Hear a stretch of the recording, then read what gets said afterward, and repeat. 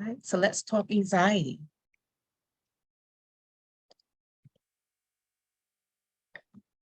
Let's see. I always say to clients, it's not what is happening in front of you that matters, it's how you're responding to what is happening inside of you. And anxiety is what's happening inside of you when you're witnessing or smelling or experiencing something outside of you. Today, we'll define anxiety, talk about the mind-body response, internal and external triggers, strategies on coping with anxiety, and then we'll summarize some of the coping mechanisms. So let me ask you all, what is anxiety? You can put it in the chat box. What do you think anxiety is? Or you can verbalize, you can unmute yourself. What do you think anxiety is? And if they're writing in the chat box, if you can read some of the things to me, Marla, I'd appreciate that. Sure, I will. And remember, there's no need to raise your hands if reactions. You can unmute. Anxiety is a feeling like everything is going to collapse. Like Yes. everything is the biggest thing in the world, and you just have to take care of it all at once, and it becomes overwhelming. Absolutely. We have uncontrollable stress, feelings of nervousness in the chat.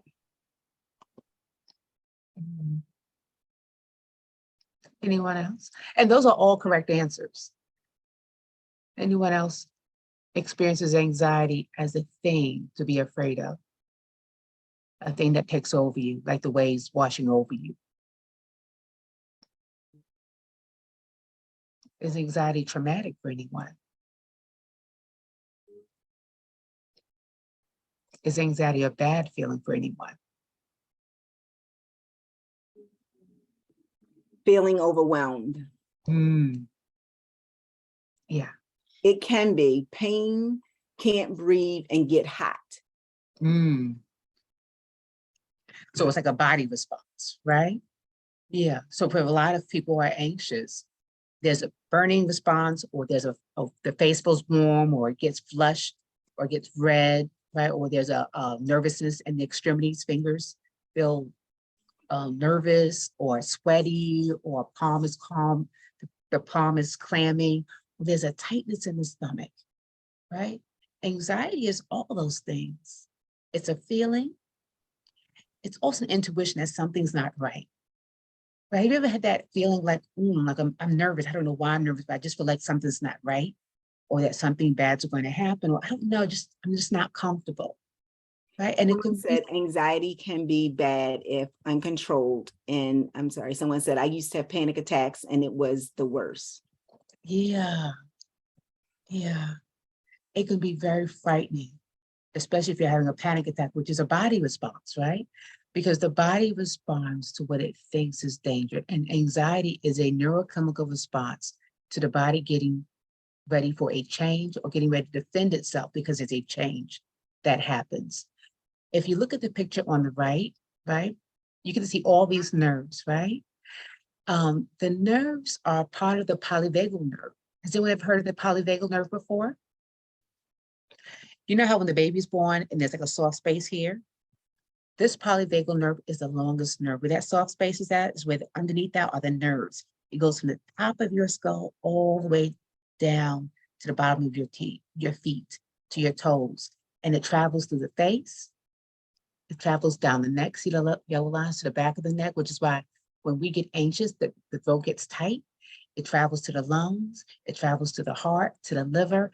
And then there's even a nerve, if you can see, it goes straight from here all the way down. So we call it the wandering nerve because it goes all the way through it. So when people have panic attacks and they're seeing that something's happening, they take it in through the senses, either through the eyes, through the ears, the nose, the smell, or the taste.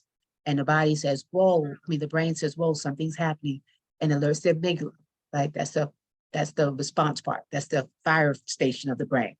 And it sends a response to the polyvagal nerve, get the body ready. But what happens with panic attacks, the body's overly ready. So it sends response, the adrenal gland gets stimulated and releases adrenaline, hits the lungs like this, and tightens them up. And our heart can't breathe, can't function properly if it doesn't get oxygen. So once those lungs tighten, the heart beats even faster. and loops back to the brain like, what's going on? Something's killing us. There's not enough oxygen because the body's getting ready for something.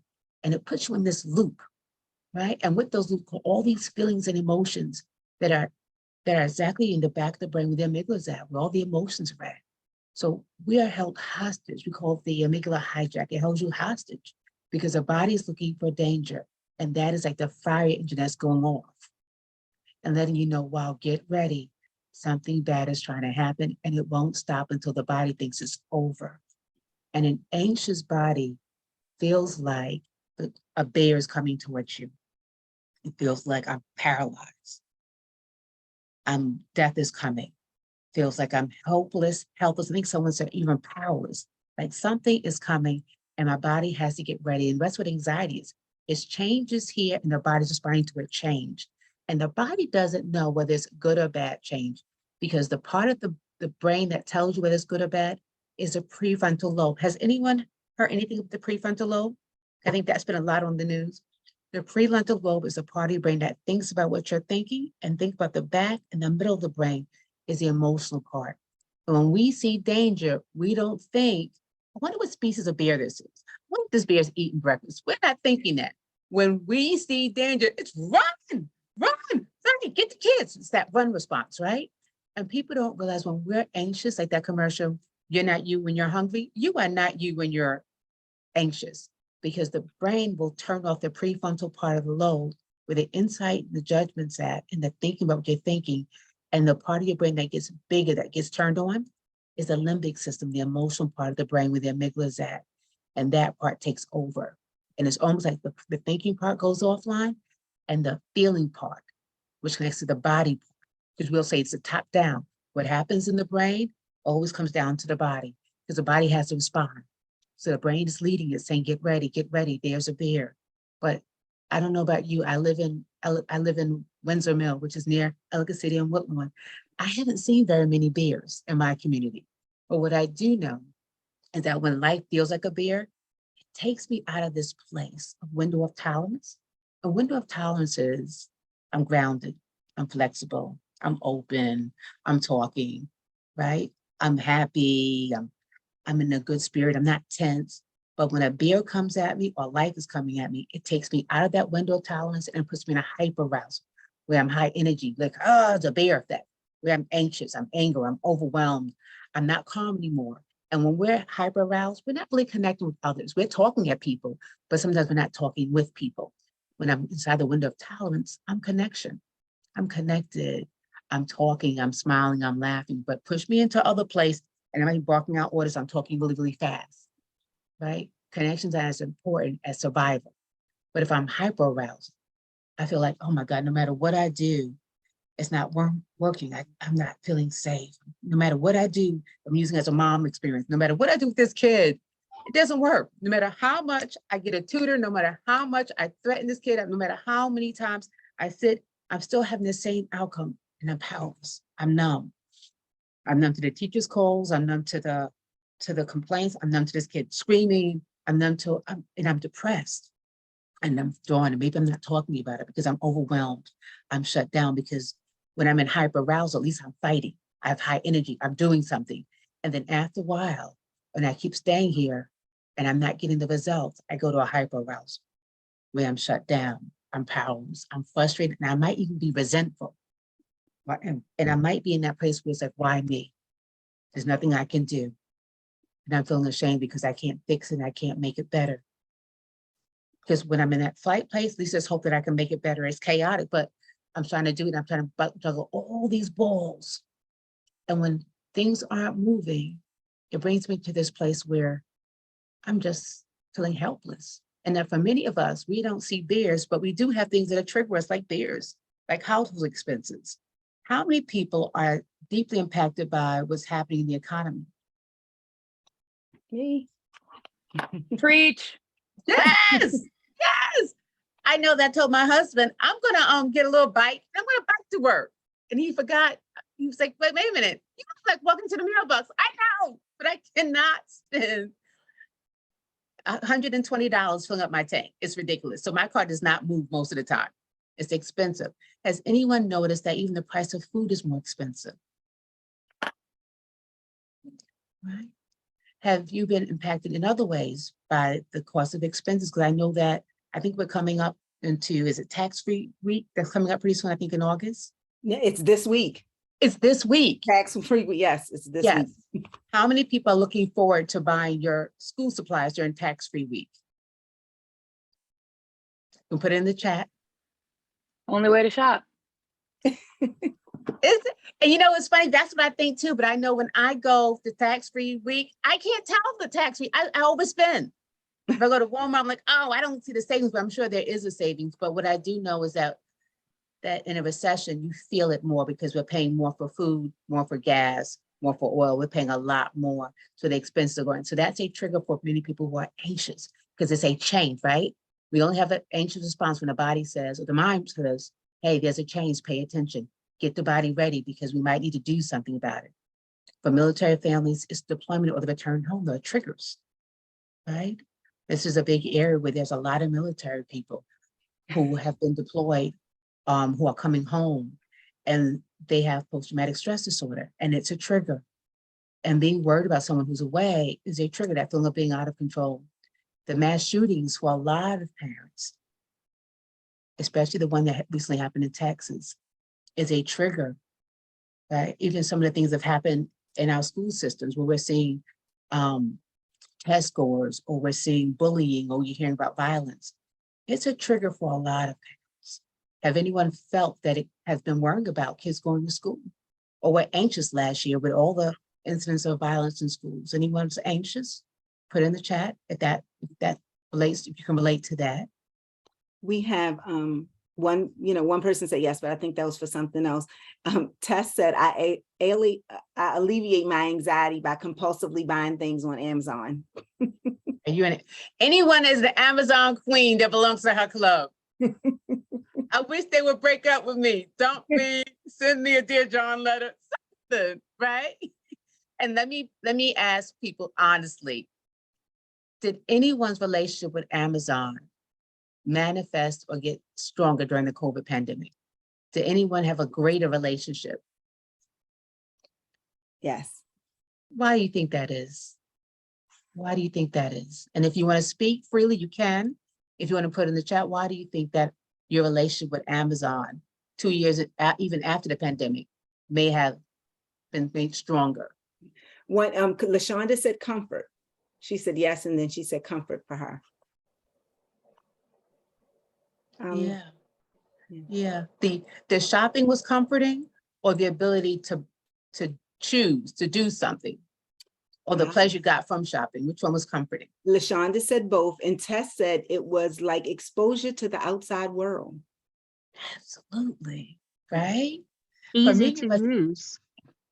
Would you say, Irene? Easy to use. Yes. So it's not difficult. So it's no stress.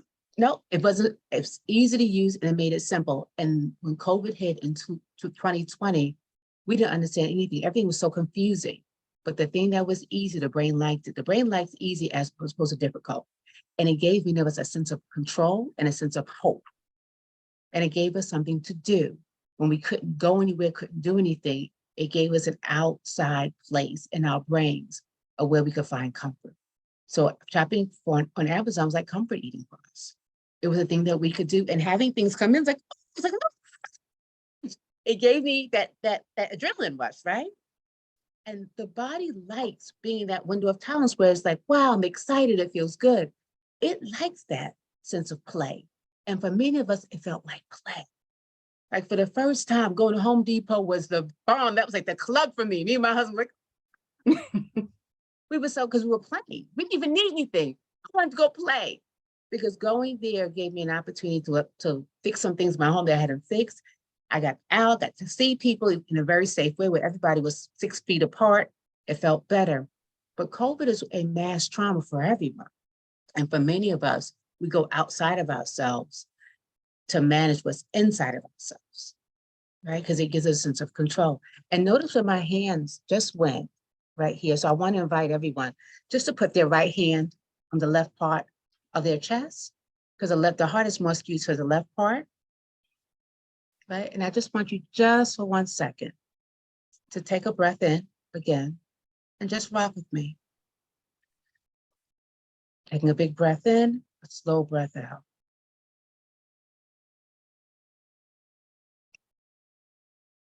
And I want, if you want your eyes closed or open, it's up to you, but I want you to tap into that feeling of comfort that you were able to find for yourself during COVID. It was the comfort of seeing those boxes come in, the comfort of being able to eat your favorite things without anyone criticizing you, the comfort of being in your home with your children. Whatever that is, I want you to really, for 1 second, close your eyes, or even with open eyes, just remember the thing that gave you comfort. And you can walk from side to side. Really tap into that comfort. And just see how that feels. Right. And taking a breath and just noticing the hand on your chest.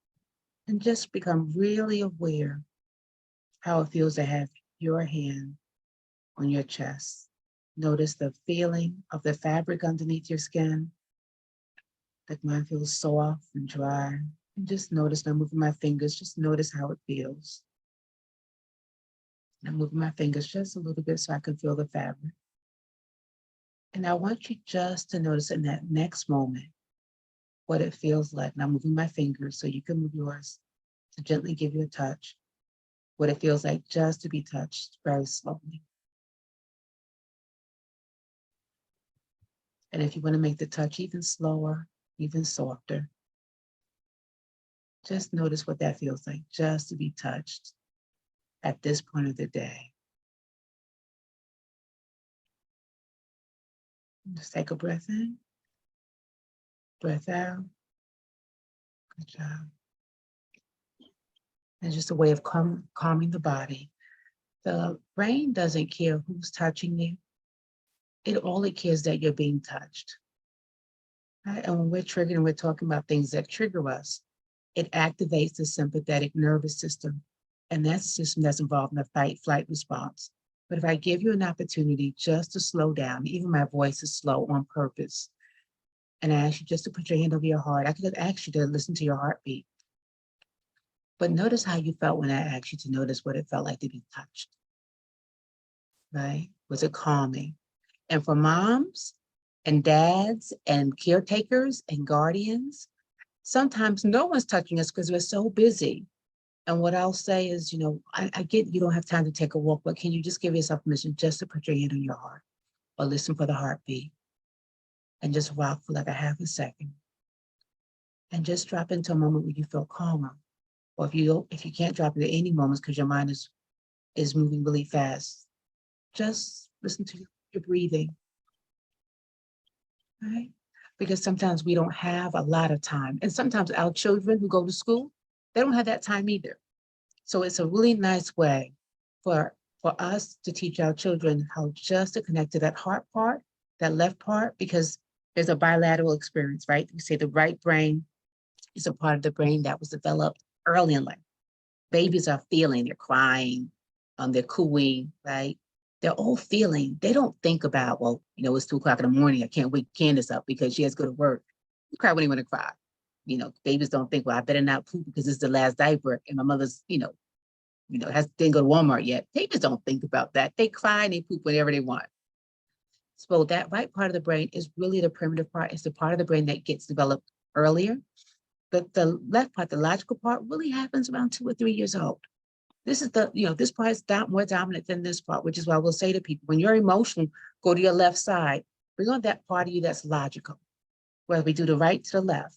I do EMDR, so we always tell people, go to the left side of your head, of your body, or even move your eyes to the left part, just so that you can shift your emotions upward.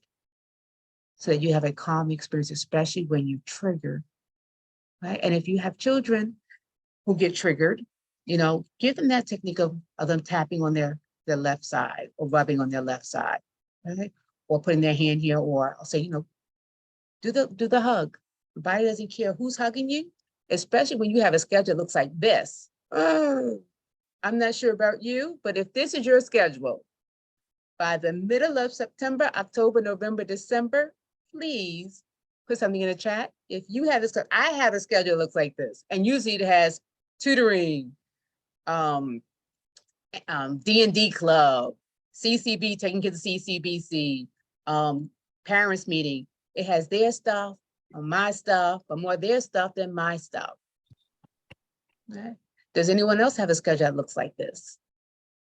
Yes, you have a couple of yeses in the chat, and I'm saying they have big social calendars, sports, Oh school my goodness. activities. Yeah. So what's the difference between your summer schedule and your fall schedule? Is it more kid stuff that happens in the summer, in the fall? And are you on the fall schedule, or is it more kid stuff, kid stuff, kid stuff? What are you finding? What are you noticing? The summer is easier because I transport. So for me, the summer schedule is not as hectic. Someone in the schedule said more school events during the school year. And then it's getting homework done and home and dinner and then this activity. Yeah, absolutely. Does anyone have any anxiety about when school starts because of this kind of schedule that's around the corner? Yes. Yeah. Yeah, a lot of people do. I know that I was so happy. I would be so happy, like, school supplies, they're going to school. And then the reality of, ooh, that means I gotta go back to homework. Ooh, that means all the activities are gonna start, right? It's like we have amnesia, but then the reality comes back when they bring home, hey, I wanna sign up for this, I wanna sign up for that. Or if your child's an athlete, or they're having medical illness, it's like, wow, I gotta move all these things to go to doctor's appointments now and make sure they get to school and IUPs and 504s, and it's a lot. But for a lot of moms, they stop being on their schedule, especially in the fall and the spring. It becomes about the children and about the obligation, and it activates that sympathetic nervous system, right? Because the way the brain works is, we call it ventral polyvagal, that tolerance. We're connecting, we're relaxed. And then when school comes, we go to hyperarousal, where I'm back to, ooh, I've got to move things around where it's not so easy, right? So this becomes our beer. This becomes a thing that's activating for us. So when things are activating, sometimes we run like hell, or we fight, right? We're arguing back and forth, do the homework, or we're fighting to for them to go to bed, or we're fighting with teachers, or we're in that activation mode because we're fighting because we're in protection mode, or we're fighting because of the fact that we think if we don't fight, things don't get done. But the thing that doesn't get done normally is us, right? So the parasympathetic is about the fight, flight, freeze. So if I'm not fighting, because once you fight, there's hope. Like we fight, and then at one point we freeze like a deer in the headlights, because there's a part of us that feels like, if I fight, it's not gonna help, and I don't know what else to do, so I'm just frozen. So we're trying to figure it out. Or freezing for us, it looks like playing dead. Like I don't know what to do, and I feel powerless. I don't know who to actually listen to, what I need to do, who I need to speak to. But we're still activated to do something. But in the absence of doing something, we just play dead. Like, I'm here, I'm still thinking, right? And this is just a basic part of the body that we go numb, because there's a feeling of being stuck, right? And for many of us, when we're playing dead, because every animal plays, not every, but any animals play dead because it's a survival instinct. They belly up. But for those of us who are like, okay, I'm playing dead and the predator's not going away, because if the deer freezes, usually we stop the car, and then what happens next? Once we stop the car, what happens next usually? And you see a deer, in your experience, what happens when the deer freezes? What happens next to the deer? Has anyone ever seen a deer in your path? What do you do when you see the deer?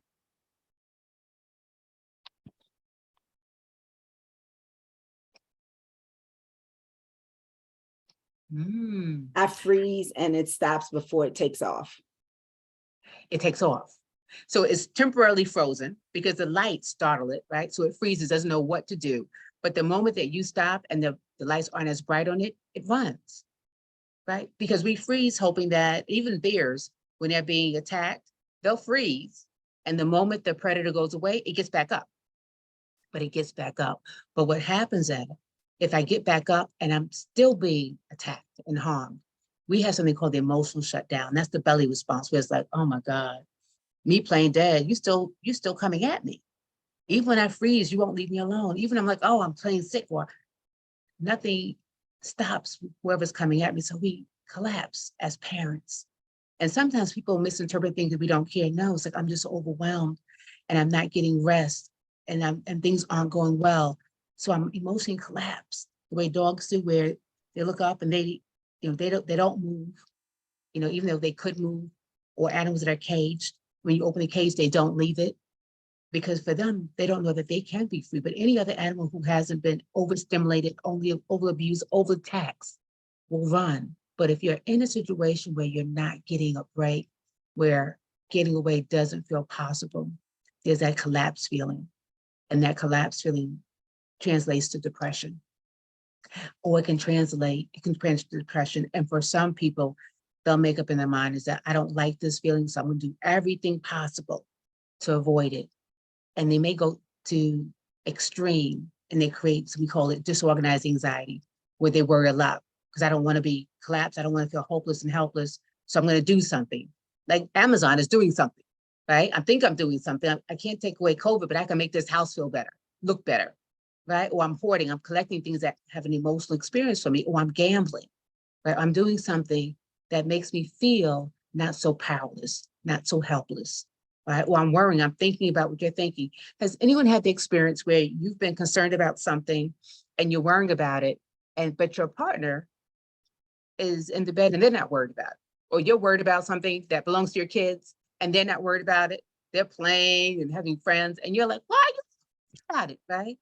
Because the part of the brain that's looping from the brain to the heart to the organ says, well, if we take our mind off this, something bad's going to happen. And if something bad's going to happen, it's going to feel like impending doom. It's going to make us feel helpless and hopeless. It's going to shut us down. And that shutdown feeling feels like death. And what we'll say about anxiety, disorganized anxiety, is that it is the anxiety that's focused on preventing death. So when I watch those shows, you've watched the show 600 Pounds. Has anyone ever seen that show? Yes. What is a common theme in that show? What is a common theme? What do these people have in common? Even with hoarding, what do people have in common? Emotional. They've had maybe something emotional, something bad has happened to them. Yeah, and they're trying to avoid it. So the anxious brain is trying to trying to do flight, right? I'm trying to run from it, trying to avoid it, right? Or it thinks, I'm trying to fight it off by doing pleasure, because the opposite of an anxious brain is a pleasure brain. And for a lot of us, we gained the 25 pounds during COVID. Anyone else gain 25? You don't got to put your hand up for this one. I'm just saying. I could be alone in this group, but I know that I was eating and I didn't realize how much I was eating until I was like, wait a minute, it's tight. That clothes must have shrunk or something, or maybe it's not realizing, because when I'm this way, I'm just seeing my face. I'm not looking at the rest of my body. I'm just seeing the face, and I'm wearing pajamas, sweats. I'm not realizing that I'm gaining weight because all the stuff I was wearing was stretchable. Even a lot of my dresses are stretchable, right? But there's a disconnect because I'm trying to disconnect from being out of control. I'm trying to disconnect from being anxious, from having all those 12 p.m. governor meetings or president meetings. I was trying to disconnect from feeling just powerless to keep my family safe. And I was trying to disconnect from the grief I was experiencing from people dying in my family from COVID. And all these things are ways of disconnecting. It's a way of flighting, avoiding. But what happens is that they create a different pattern that creates another problem. Same with addiction, right? That during the COVID experience, so many people relapsed, especially people who have a history of addiction. And for many of us, having our children at home, can people let me know, was that a stressful time for you having the kids at home with you during COVID, during that first year? Was that stressful for many people? And how did you cope? Because you were the teacher's parent, and you still may have been working at home, or maybe you're working out of the home. How did people cope or not cope? What was your go-to? Because that was a lot. Because I had friends who were working in bathrooms because their apartment was small or their house was small, and the kids were in other rooms learning. Did you find yourself doing things, and you don't have to answer this publicly, did you find yourself doing things to help manage the anxiety that you wouldn't have normally done? Tess said yes, and then the off and on with school afterwards. Yeah, absolutely. It's the adjustment, Mhm. right? And just adjusting to this new world of not knowing what's going to happen next and not knowing when this is going to end.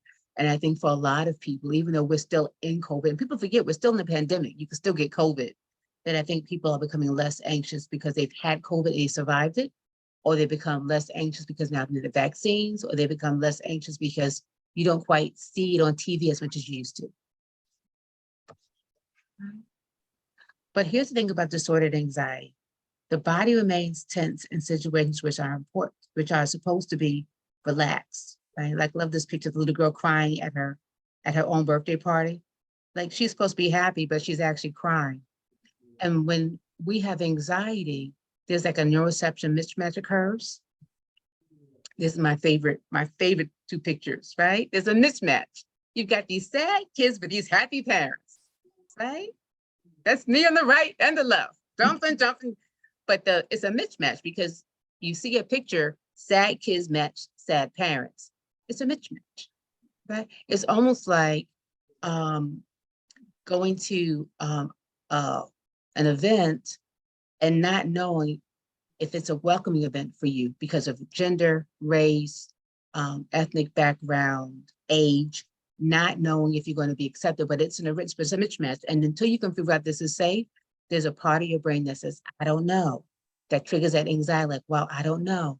Because the anxious part of the brain is bent on survival, which is why you have that whole cascade of hormones and fight-flight response with the body is getting ready for it, for preparation for it, defending you or supporting you, but it's bent on helping you survive whatever that change is. So I'll just give a little bit of definition of what neuroception is.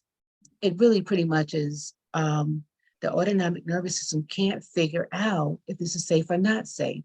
I know when I have two teenage twins, my oldest is 21, and oftentimes I'll say, wait a minute, is this normal teenage behavior or something with my kids? I can't figure it out if this is normalcy or not normalcy.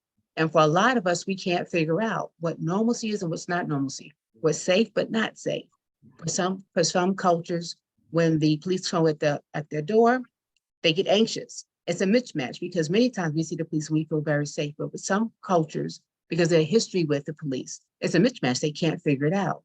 With some genders, with some women, when they enter an all-male establishment, they don't feel safe, even though there's no man in that room disrespecting them. They can't figure it out. And when you can't figure it out, we get anxious, right?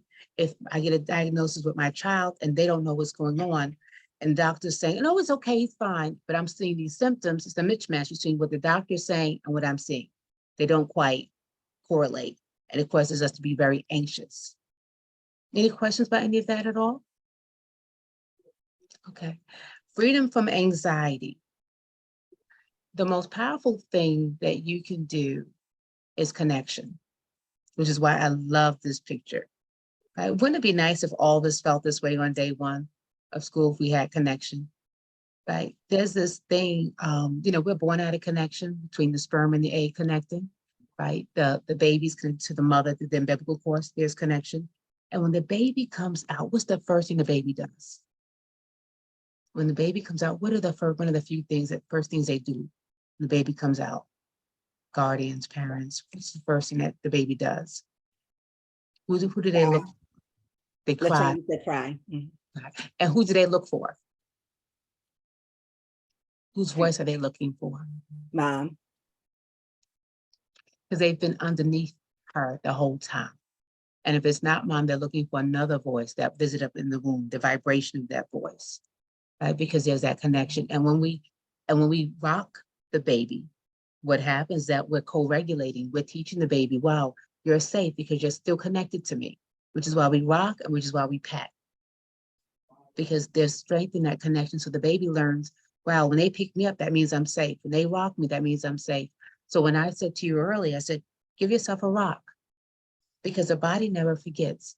And the body sees rocking as connection. Because at some point in your development, someone connected with you, someone rocked you, someone held you. So when I have clients, I'll say, wow, it'd be really nice if you gave yourself permission to rock, or if you gave yourself permission to hold. Why? Because at some point, someone held you this way. At some point, you were a baby sleeping this way, right? Or at some point, if you had a baby and you put your arms this way, it goes back to connection. So does anyone remember what any of their children felt like as babies? Does everyone remember what children felt like as babies? Yes. Yes, yes. Okay. So for 1 second, I want you to close your eyes and imagine one of your children, the one that was calming, gentle. And if you didn't have an easy baby, I want you to imagine them when they were easy, when they were calm. And I want you to put your hands up as if you're holding the back of that baby and holding the bottom. And just close your eyes for 1 second. And imagine that baby's breath on your shoulders. And just imagine what it felt like to smell this baby. And just drop into that memory. Feel the weight on your shoulder or on your chest.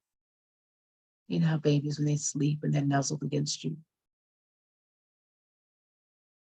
And just notice the feeling that comes up as you imagine this baby being right in your chest. And for some parents, they didn't do the chest, they did the arms. But imagine what would happen if they were at the crook of your arms, looking up at you.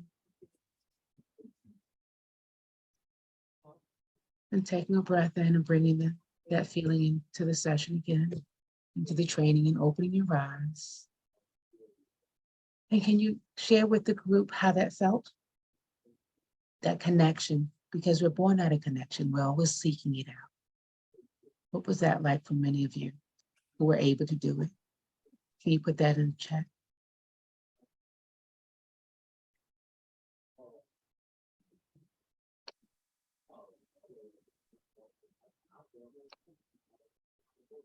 Yeah. And for those people who don't have children, when you are around the person who raised you, or a person that was gentle with you or nurturing towards you, when you think about that person and think about them just holding your hand, even now, what is the feeling that comes up? When you think about that person, if you want to keep your eyes open or closed, imagine if that person were right here with you and they were holding your hand or stroking your hand or hugging you or giving you, if you want to close your eyes, that's fine. I want you to imagine that connection. And it doesn't have to be a relative. It could be a teacher or a pastor or a best friend. But imagine if they were right here in front of you, looking at you lovingly, sitting beside you. Latina said, without really thinking about it, I was smiling the entire time. Yeah. Tess says, it's embarrassing, I cried. Iron said, sweet memories. Latrice, warm feelings. Yeah, right? Because here comes the truth. The limbic system is right next door in your brain to the hippocampus. That's where the memories are in. And if I get you to tap into the memory, every memory is like a movie. Every movie has a soundtrack, right? And so if I have you drop into a memory of the baby or to someone that you love, the body's going to tap into that feeling that comes up with that memory, right? And it's going to make you just sit in that, and it's calming. So for an anxious brain that's on fire, it goes, whoa, wait a minute, I'm having a calm memory. And it's going to neutralize that feeling. It's going to bring you to that, because we're all born out of connection, and the brain and the body wants that connection. And that tearfulness is that connection to that feeling. My kids are 18 and 21, but I can, just for 1 second, I can imagine what it felt like to hold each of my children, right? And to rock them, right? And then with my mom, I'm a mama's girl. So if my mother is around, I'm like this, what? Da-da-da-da-da-da-da-da, right? Or I'm leaned in, right? And even now, if my mother's laying in the bed and I'm laying in the bed with her, Mom, da-da-da-da. But it's the best sleep when I'm close to my mom or I'm close to my husband, but that connection is very healing. Relax your mind, relax your soul, wherever your mind goes. right? The body always follows. Wherever your body goes, the mind will follow. So when people are running and you start running, the part of your brain that thinks for what you're thinking, that has insight and judgment, that goes offline. The emotional part of your brain is built for survival. It's like, well, we're having a feeling, do something about it, get the body ready because we may have to fight, flight, right? Or if we can't fight it, we got to freeze, like the deer. Okay, it's going, run. But if I have you relax your mind, relax your soul. So for the last time, I want you just to listen to my voice, and I want you to close your eyes and just trust me. And I want you to go to your most calming place in the universe. Wherever you find peace, wherever you feel most grounded, I want you for 1 second really to be there. See the colors, hear the noise, feel the temperature, whether it's a hot day, feel the warmth on your face or your shoulders. If it's a cold place, feel the coolness of it. But really be wherever place that is. And for some people, like I'm always in Jamaica in my head. I haven't been there in years in my life. But I can, even with my eyes open, I can see Jamaica water. I can see the foam on the water as it comes on to the sand. I can see the seagulls. And if I stop talking, I can even hear the birds. So I want you for 1 second to go to a place that's peaceful, relaxing, and grounded. It could be your garden.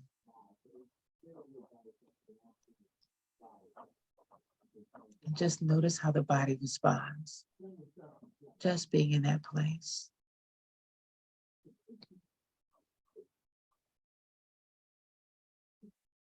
And even notice any parts of the body that were tight, but that aren't. And if you gave yourself permission to open your mouth and drop your tongue down, so your mouth is slightly open, what does that do? For women, it relaxes the uterus, right? And for men, it relaxes the shoulders. But wherever your body goes, the mind will always follow.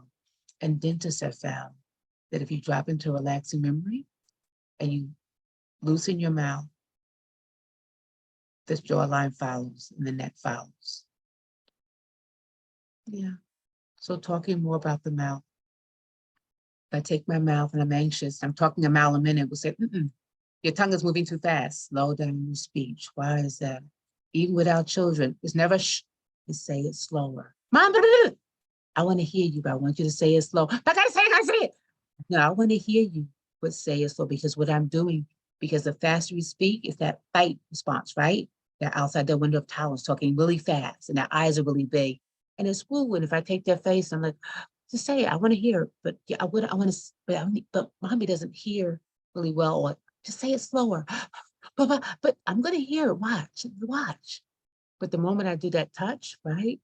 It's like how you held the baby in your hands, right? Or for adults, listen, don't touch my face. I'll touch their back or I'll touch the arm because the body responds to touch. Or for some people, I don't like being touched. Okay, but I might be moving some side to side.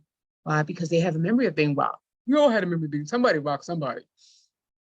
But what I'm doing is I'm trying to get them to be in a place where we can relax their minds so that the soul can relax. If I'm having you speak slower, it's because I'm slowing down the emotional part of the brain, because I need this part to think about what you're thinking. And this only comes online if you take a breath. If I get you to take a breath. All right? Mind back, body medicine. Your mind goes where the body leads. I love yogi. I love yoga. Anyone does Tai Chi or yoga that's with us today?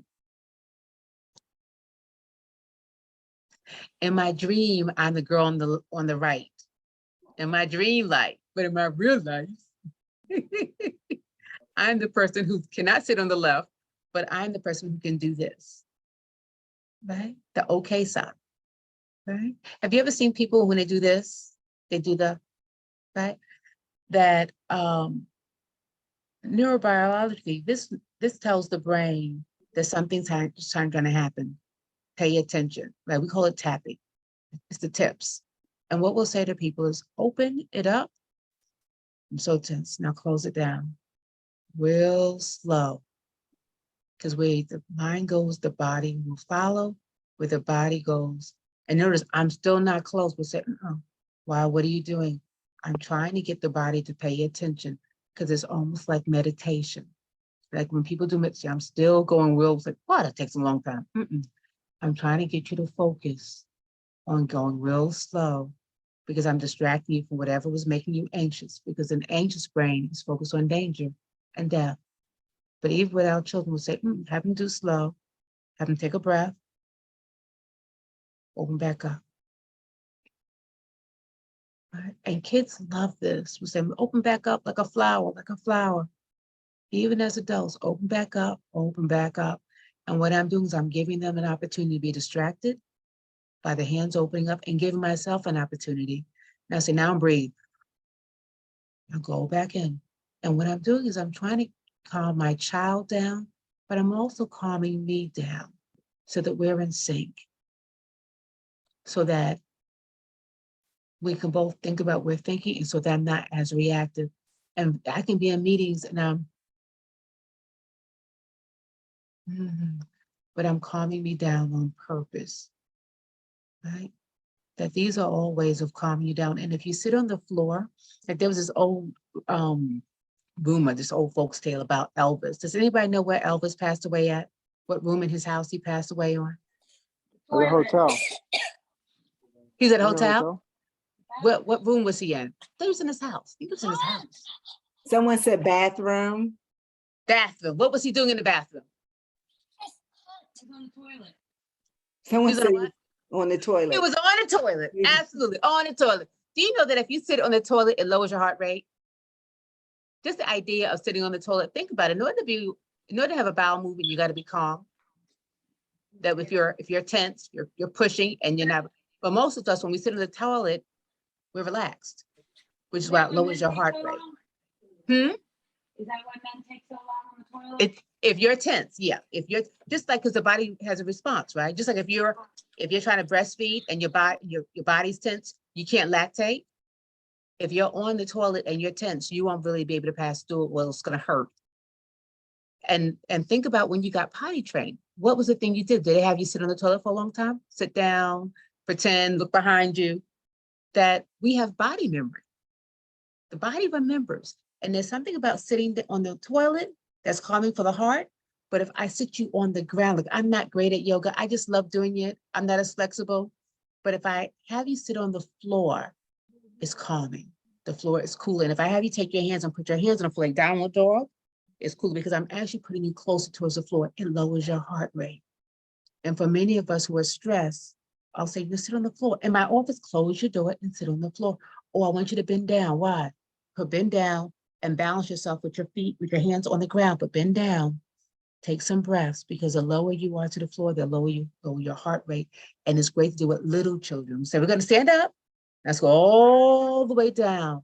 And they don't realize that what I'm trying to do is I'm trying to get them to have balance, and I'm trying to get them to have mood regulation and body regulation. Or I'll say, hey, let's get on the floor. Let's do, remember the snow angels? You're doing the snow like this, right? What it does is similar to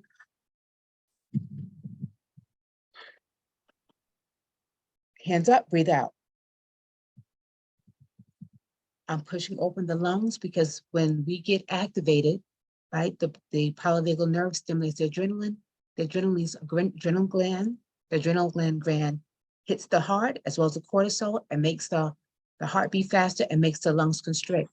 And what I'm trying to do by having you breathe is I'm trying to have you open back up the lungs.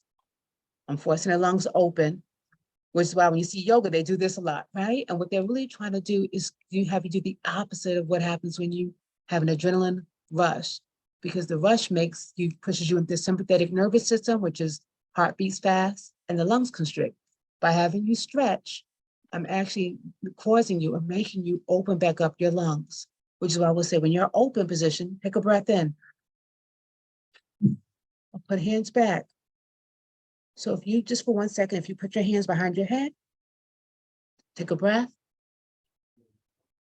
breathe out, and never hold your breath. You breathe in, like going up the hill, come down that hill. But when you breathe in, it's down. It should take you a long time to breathe out. Breathe out real slow. And don't go back into the breath. Just notice how it feels. And for some people, that's not count to 12 and all the air was out. Good. And just sit there and just notice what that feels like. And then breathe back up. Down. And for our little people, right? We'll say jazz hands, get rid of energy, breathe in, breathe out. Right? Kids like it because of the fact it gets rid of the energy, especially like, move your feet real fast. Still, go. Right? But I'm trying to get rid of energy. But if I really want them to come up, I'm like, hands up, hands down. Right? I'm trying to really allow them to learn how to have more body control, to release the energy. Because it's healing. But as parents, if I'm on the phone with a teacher and she's telling me something about my child or something's happening, and I'll say, first thing to do, mom or dad or grandma or guardian or parent, right? Breathe in, phone's here, open your chest. Listen to it with an open chest. Because sometimes we're like, what happened? And we don't realize this is like locking in energy into the body. And energy is locked in the body doesn't let go of it eventually. It goes into the muscles, which is why we'll have knots in the neck and in the back. So we'll say intentionally, as you're on the phone, right, or put it on the phone, put it on speaker. Why? Because I want you to open your legs, open your body so that you're not tight, you're not carrying this around. Because when the incident is over, you're still going to carry the energy with you. It's like being in a car over an extended period of time. So have you had this experience when you're in the car for maybe 4 or 5 hours and you get out and you still feel like you're in the car? Have you had that experience? That's what it's like when we have an anxious response, especially in relation to our children, whether the school's invoking or something happened with our child, or we're frustrated about the provider, but it's the experience is over, but the body doesn't forget. It carries it wherever you go. So earlier I showed you this. These are holding exercises. And these are exercises that you can do in any place, especially with your children, if they're anxious about going to school, right? If they're overstimulated. And as well, you know, for a lot of our children who are overstimulated, they do rocking, right? And for parents, we'll say, wow, they are doing actually some self-soothing, right? Because they're stimming, they're overstimulated. But parents will say, no, hold your head, because the brain just wants to know that you got you. Somebody's got you. Holding my head, or putting my hand here and here in the back is a way of calming the brain down, because it makes you feel stable. If I take my hand and I put on my heart, the brain says, I'm stable. Whatever it is past. If I do it, my heart and my stomach, this is a body hold, and just take a breath. Or if I go to the neck, because for many of them, straighten my hands, when you were born, this is how you were held. When you came out the uterus or through the stomach from C-section, they held you this way. They said, oh, here's the baby, that this is the way. So when I hold my back of my neck, I put my head back, the body remembers that, wow, this is how it feels to be held. And for a lot of our children, when they're anxious, we'll say, wow, I massage the back of the neck. Why? Because remember that picture I had where you said the nerves, this is a tight place. So especially with our children who are okay with being touched, when they're anxious, massaging the back of their neck, right? Or putting your hand in the back of their neck or on their forehead, it's okay, right? What it does, it tells the brain that, wow, calm down, you've got support. And talking about connection, spending time with people, doing body work, getting massages. This is my husband and I, a couple of weeks ago at a family reunion, spending time with someone who makes you feel safe. And there's some additional strategies for coping. Grounding is a beautiful way of calming the body down. So if you ever had, so when I said in the beginning, just notice your feet on the floor. Right? And just for 1 second, just notice your feet on the floor. Right? I have 3 children, all have ADHD. And when they were, I said, whoa, for 1 second, notice your feet on the floor. What? Notice your feet on the floor. Yeah. They sweaty? No. They cold? No. How do you feel? They feel Any part of your feet feels tight? A little bit. Just notice that. Or if they're not wearing shoes, how do your feet, oh, my feet are cold because the floor is cold. Notice that. Because it tells your brain, wow, I'm safe. And for parents who are in meetings, will say, wow, you're in a meeting. Notice how your feet feel in your shoes. And notice how your shoes feel on the ground, because that tells you, and just notice what it feels like to be stable, to have your feet grounded, and that you can move them if you want.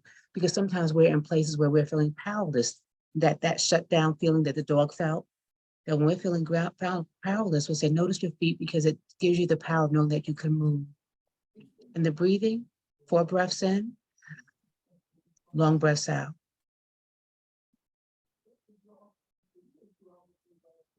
Take your brain someplace else on vacation. Visit a memory in which you felt relaxed or safe, which we did earlier. Daydream with your eyes open about a place or person that makes you feel safe or calm, because your brain doesn't care that you're not there. Like when I said I can see Jamaica, it doesn't care that I'm speaking to 48 people. All it cares, you see the 11 people, all it cares is that my brain thinks I'm there. And wherever your brain goes, the body goes. Does anyone do journaling when you're anxious, or encourage your children to journal? Any people who do journaling or collaging or drawing when you're anxious? Yes, someone said yes, LaShawn. Yeah, yeah. Does anyone do any video journaling when they go to their phone, they journal, like when they're upset, da, da, da, da, da, da, da, da. Does anyone do video journaling or video with your face, you're filming yourself and not just talking into the phone, but you're actually recording yourself? I like the video journaling only because you get to visit you later and you get to see what's on your face. Or what I used to do is I would take a picture in the morning. Candice is cute. Afternoon, and just take a picture, evening. And then I can see where I've been from early in the morning to the afternoon, or if my kid's done something or something's happening with one of my children, I'll take a picture, because you get to see, wow, what your face is. You can look at it and go, whoa, and take a breath. Because sometimes we can't see ourselves. So we don't realize, because the face is the part of the body that's directly connected to the brain. So the eyes, and we don't realize what we're holding in the face. Which is why people will say, you can see everything on my face. Absolutely. Because you sometimes don't have time to change or mask the feeling that's on your face. Or you can, or my eyes tell the truth. I was excited. Eyes not so excited. Eyes angry. So what I'll say to people is, just going back to connection, is soften your face. Make your face sleepy. And for those of you who don't want the camera on, for 1 second, make your face sleepy. Open your mouth, and you can have tongue down or tongue like that. And take 2 breaths.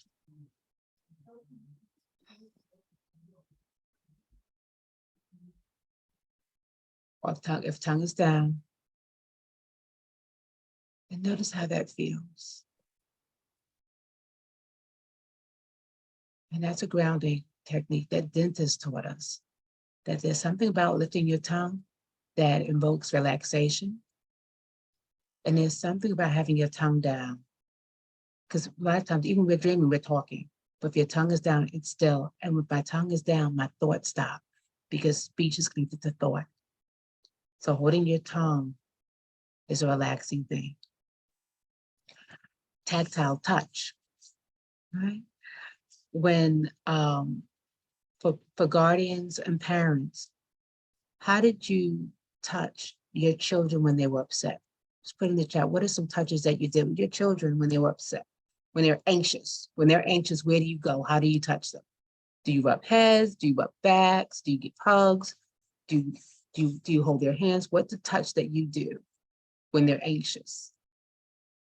While we're waiting for people to put things in the chat, as you were talking, I was thinking about, what about that child who doesn't like to be touched? Absolutely. And then Tess said, touch forehead. Yeah. And for children who don't like to be touched, it's proximity. How close can I sit with them that makes them feel better? Because think about, as an adult, sometimes we don't want to be touched if I'm upset. But I might want you, I might be okay if you sit over there, right? Or if you just check on me and let me know you're available, right? Because sometimes it's not touch that we want. We just want proximity, right? And we know that we're safe, or we want people to just give us the space and know that if we need them, we have going to have access to them. Because we've got to recognize that touch for some people is not a good thing, because either a sensory thing or they've had a trauma experience. And sometimes what they want is to have that space. April said, I need to learn to do more of this with my children. And Irene said, I rub their back or hold their hands. Yeah. So then I'm going to challenge you. When you get upset, how often do you touch you? How often do you rub your back or your shoulders? How often do you rub your hands? Where's rub the lotion thing, right? How often do you do self-touch? Because we're great teachers for our children of how to do self-soothing. And what I'll say to parents is, how often do you rub your own hands when you're upset? Right? Or how often do you give you the hug?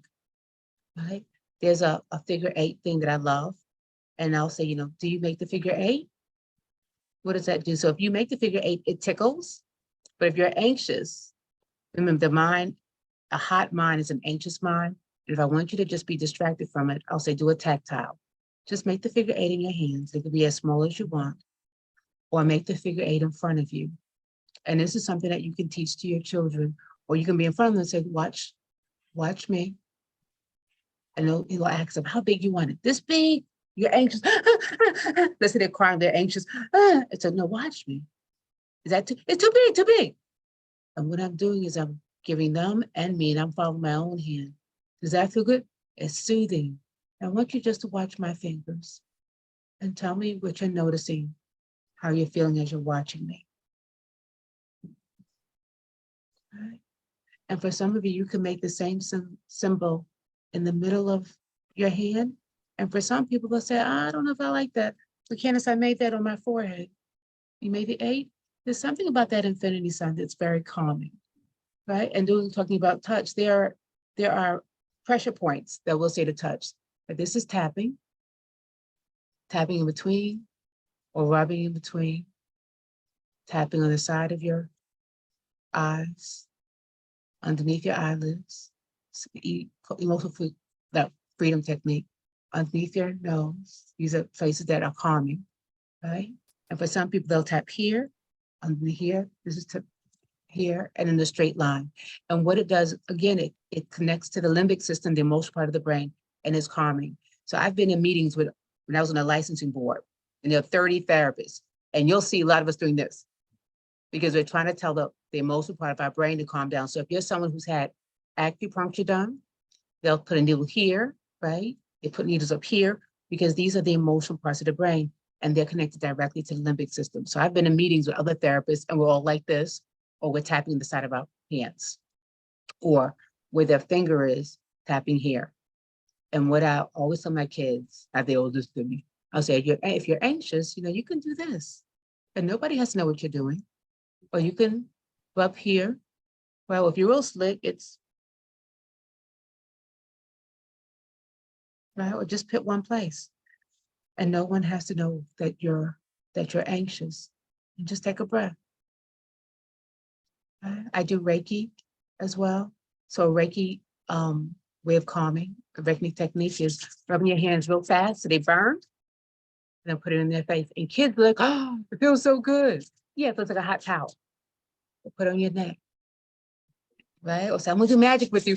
What? And if they can tolerate touch, right? Like, oh, mommy, do it again. And what I'm doing is I'm doing touch, but they also like the warmth of it. Because think about it, for a lot of us, when we want comfort, and comfort for us looks like being in a warm place or having warmth. And the uterus is warm, right? So it goes back to us having a warm place and a tight place. If I'm touching, like, wow, that feels good. That's a bilateral. Wow, that feels really good. Putting lotion on my hands is touch. Or encouraging my child, if they can tolerate scents, squeeze the lotion.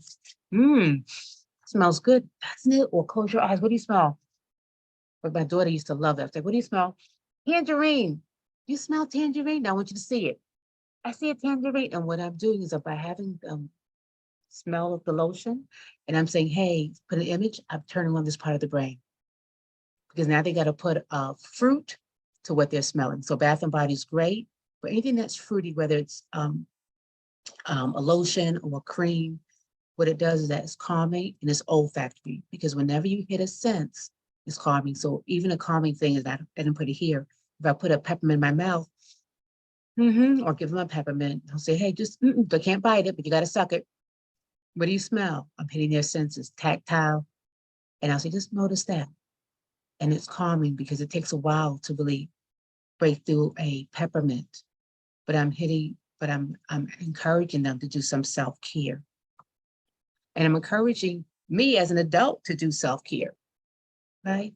These are some trauma coping strategies. I made this card, I'm going to quickly show, and I'll tell you how to get the card. It has all the strategies I talked about tonight. I'm giving them out for free. So if anybody wants those, I know I've said a lot, but this is where you can find you can order the card for free. So coloroftraumaandhealing.com. Going back to school is a very anxious experience for not just for the kids, but for parents, because there's so much that goes into it, right? Because we lose control of our kids for 8 hours or 6 hours. If they're homeschooled, we go back to being in an environment that's very stressful. The way to manage the stress is, how do you manage you? How do you take care of you? And what do you teach them about taking care of themselves?